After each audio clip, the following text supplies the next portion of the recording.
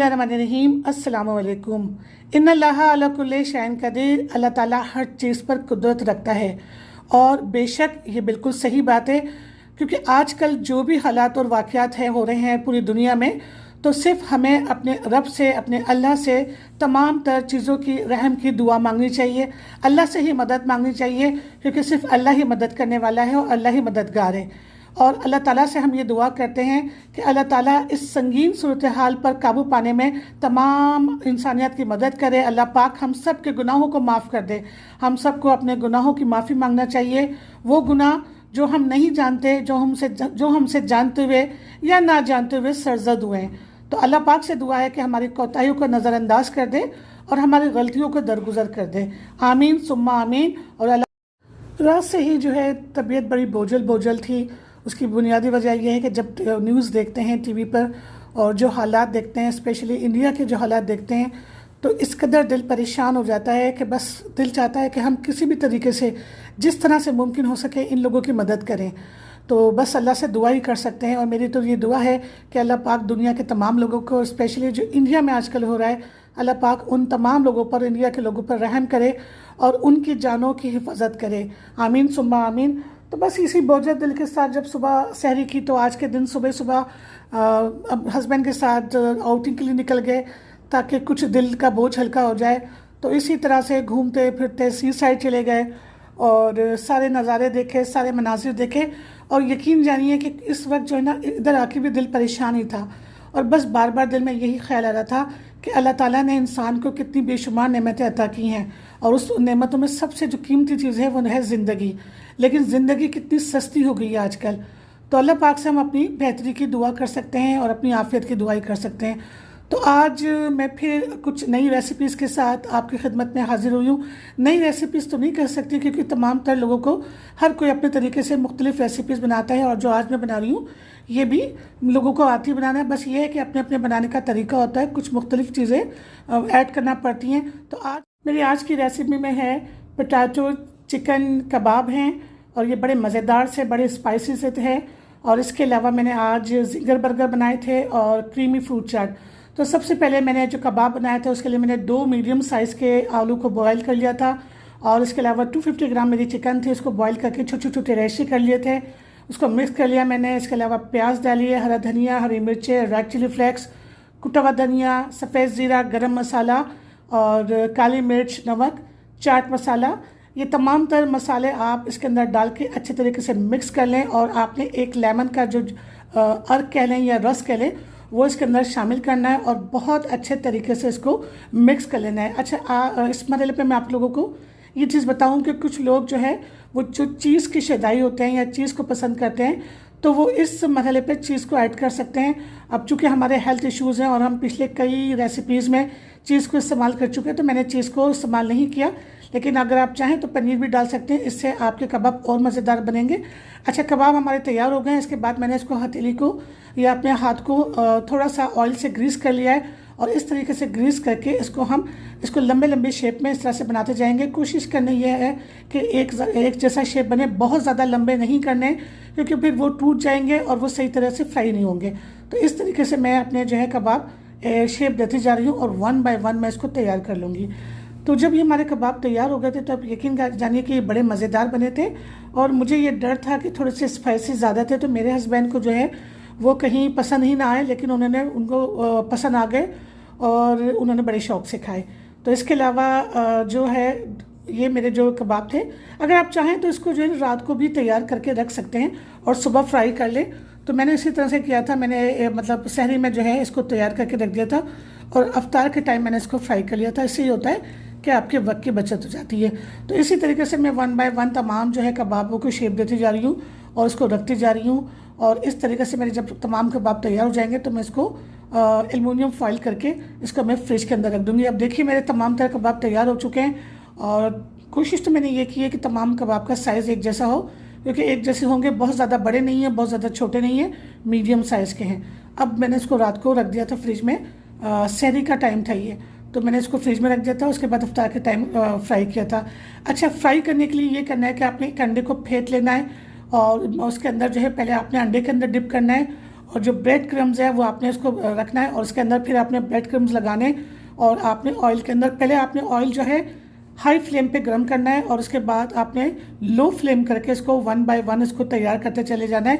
जो मैंने पहले कबाब फ्राई किया तो उस वक्त मुझे अंदाज़ा नहीं हुआ, तो थोड़ा ऑयल ज़्यादा था, तो ये 1-2 कबाब जो थे वो ज़्यादा फ्राई हो गए थे, लेकिन उसके बाद मैंने इसको एडजस्ट कर लिया था और लो फ्लेम कर दिया था। उसके बाद ये कबाब 1 बाय 1 मैं तलती चली जा रही हूँ, फ्राई करती जा रही हूँ और इसको रखती जा रही हूँ।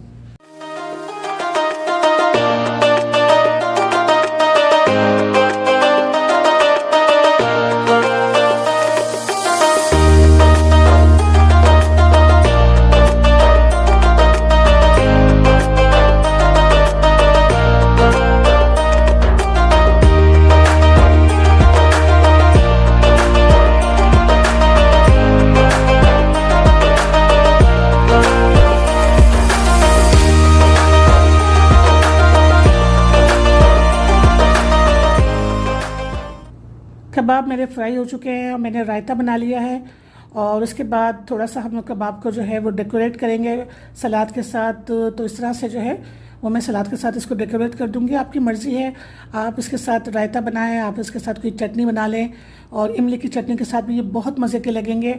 और आप चाहें तो पुदीने की चटनी और टमाटर की चटनी बना लें, आपकी चॉइस है।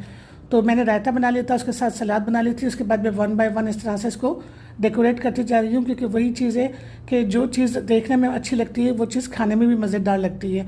तो प्रेजेंटेशन जो है वो बहुत ज़्यादा ज़रूरी होती है किसी भी चीज़ की।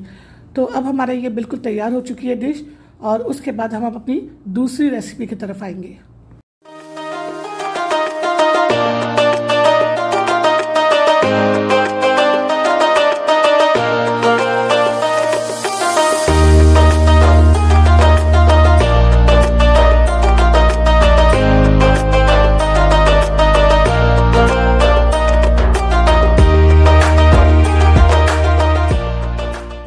सेकंड रेसिपी मेरी जिंगर बर्गर है और ये सबके फेवरेट होते हैं, बच्चों को तो ये बहुत ही पसंद होते हैं। तो मैंने पूरी होल लेग लेके उसके अंदर जो लेग पीस था वो मैंने सेपरेट कर लिया और जो थाई का पीस था उसकी मैंने हड्डी निकाल के, उसका गोश्त निकाल के मैंने इसको मैरिनेट कर लिया।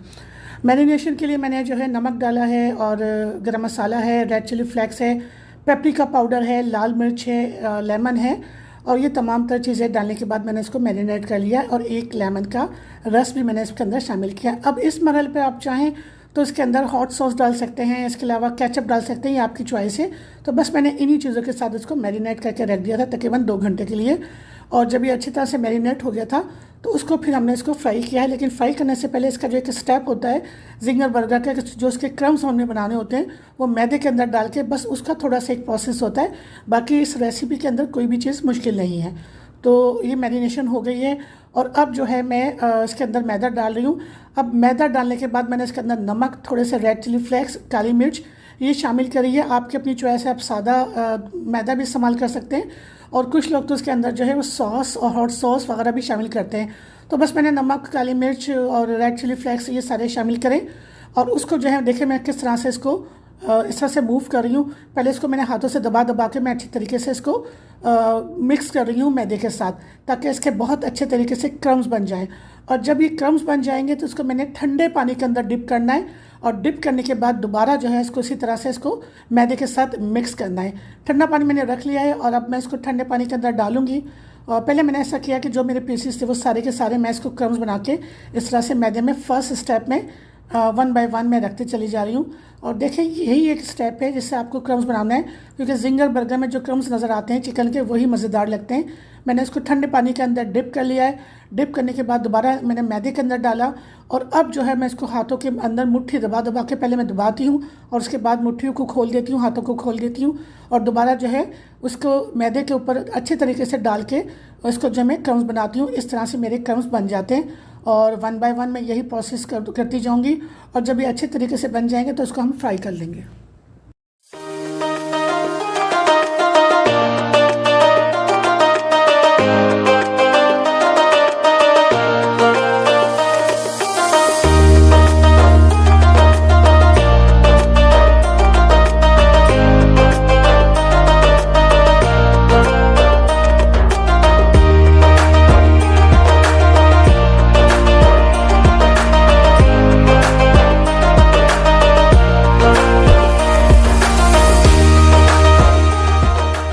चिकन मैंने फ्राई करने के लिए डाल दी है और इस मरहले पर जो चूल्हे का फ्लेम था वो बिल्कुल लो था और मैंने ऑयल को जो है वो हाई फ्लेम पे पहले अच्छी तरीके से गर्म कर लिया था।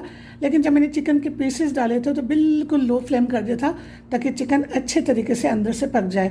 और चिकन एक तरफ से पक गई थी तो मैंने इसके साइड को चेंज कर लिया था। अब हम आते हैं अपने बन की तरफ और इसको जो है हम इसको प्रेजेंट करेंगे कि किस तरह से करना है।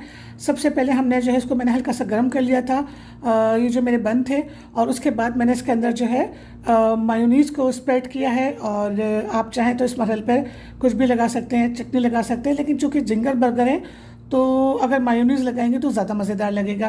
तो मैंने इसमें पहली लेयर तो मायोनीज़ की लगा ली। इसके अलावा हॉट सॉस है और उसके बाद मैं केचप मायोनीज़ लगाऊंगी।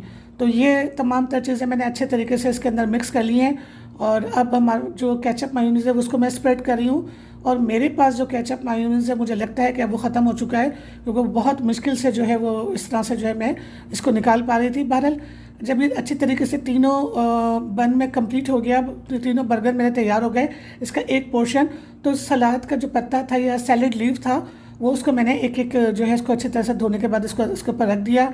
और अब मैं अपने चिकन के पीस रख रही हूँ। चिकन के पीस रखने के बाद इसके ऊपर मैंने जो कैबिज है उसको मैंने बिल्कुल बारीक बारीक काट के इसके ऊपर रख दिया है। आपकी अपनी मर्ज़ी है, अगर आप लोगों को कैबिज पसंद है तो आप लोग इस्तेमाल करें, और अगर आप लोगों को कैबिज नहीं पसंद है तो आप इसको अवॉइड कर सकते हैं, आपकी चॉइस है। लेकिन अगर आप कैबिज इस्तेमाल करेंगे तो अच्छी मज़ेदार लगती है और देखने में भी अच्छी लगती है। अच्छा, इसके बाद फिर दोबारा मैंने वही प्रोसेस को कंटिन्यू किया। मैंने पहले जो है मायोनीज़ रखा है और हॉट सॉस डाला था, उसके बाद मायोनीज़ डाला है, उसके बाद केचप मायोनीज़। और ये करने के बाद मैं इसको जो है इसको कवर कर दूँगी पूरा कंप्लीट बर्गर से, और इस तरह से हमारे ये जिंगर बर्गर तैयार हो जाएंगे। और ये जब तैयार हो जाते हैं तो आप यकीन जानिए देखने में भी अच्छे लगते हैं और खाने में भी बहुत ही मज़ेदार लगते हैं। तो मुझे लगता है कि आपको मेरी ये रेसिपी भी पसंद आएगी। अब ये मेरी रेसिपी बिल्कुल जो है कंप्लीट होने वाली है और इस रेसिपी के बाद हम अपनी तीसरी रेसिपी की तरफ आएंगे।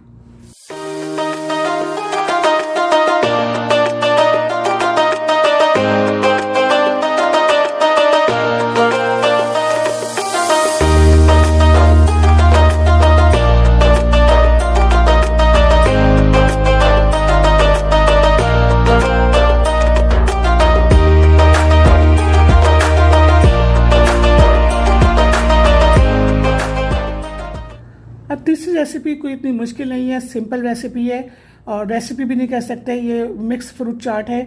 अब फ्रूट चाट आपकी अपनी चॉइस है, आप किसी भी तरीके से बना सकते हैं। मुझे असल में क्रीम के साथ अच्छी लगती है, तो पहले मैंने क्रीम की एक लेयर बिछा ली है और उसके बाद मैंने तमाम फ्रूट जो आपके पास है वो मैंने डाल दिया। अच्छा, मैं इसके अंदर जो है ऑरेंज इस्तेमाल नहीं करती क्योंकि मुझे नहीं अच्छे लगते फ्रूट चाट में। अगर आप लोगों को पसंद है तो आप लोग डाल लें। सेकेंड लेयर में मैंने दोबारा फिर क्रीम डाल दी है और उसके बाद मैंने फ्रूट्स डाले हैं, और फ्रूट्स डालने के बाद उसके बाद मैंने इसके ऊपर दोबारा क्रीम डाल दी है। और अब हम जो है इसको गार्निश करेंगे। गार्निशिंग के लिए आपकी अपनी चॉइस है, तो जो दिल चाहे आप जिससे चाहे आप इसको कर सकते हैं। अच्छा, मिठास के लिए आपकी मर्ज़ी है। वैसे अगर आपके पास कंडेंस मिल्क है तो अगर आप इस मरहल पे कंडेंस मिल्क के साथ अगर इसको बनाएं तो वो बहुत ही मज़ेदार बनती है ये फ्रूट चाट, लेकिन मेरे पास इस वक्त नहीं था तो मैंने इसको जो है वो जामी शीरी के साथ उसको सर्व किया है। तो बस अब मैंने क्रीम की एक और लेयर बिछाई है और इस तरह से मेरे तमाम फ्रूट्स जो है वो कवर हो चुके हैं। और कलरफुल फ्रूट्स तो देखने को भी बहुत अच्छे लगते हैं और खाने में भी बहुत मज़ेदार होते हैं। तो ये तमाम तरह जो चीज़ें मैंने अब डाल दी हैं और अब मैं इसके ऊपर जो है जामी शीरी डालूँगी और कलर भी बड़ा अच्छा लग रहा था इसका। अगर आप कंडेंस मिल्क डालेंगे वो भी अच्छा लगेगा, तो मेरे पास नहीं था तो मैं एक जामी शीरी डाली हूँ। और इसके अलावा मैंने किशमिश डाली है और बादाम डाले हैं। काजू भी आप डाल सकते हैं, जितने ड्राई फ्रूट आप इस्तेमाल करेंगे वो बहुत ज़्यादा मज़े के लगेंगे। तो ये बिल्कुल अब तैयार है, इसमें कोई भी मुश्किल चीज़ नहीं है। तो अब हमारी जो है फ्रूट चाट भी तैयार हो चुकी है। तो मुझे अगर आप लोगों को ये अच्छी लगती है तो आप इसको लाइक कीजिएगा और इसको शेयर कीजिएगा, मेरे चैनल को सब्सक्राइब कीजिएगा और बेल आइकन का बटन ज़रूर दबाइएगा ताकि हर वीडियो आपको सबसे पहले मिल सके।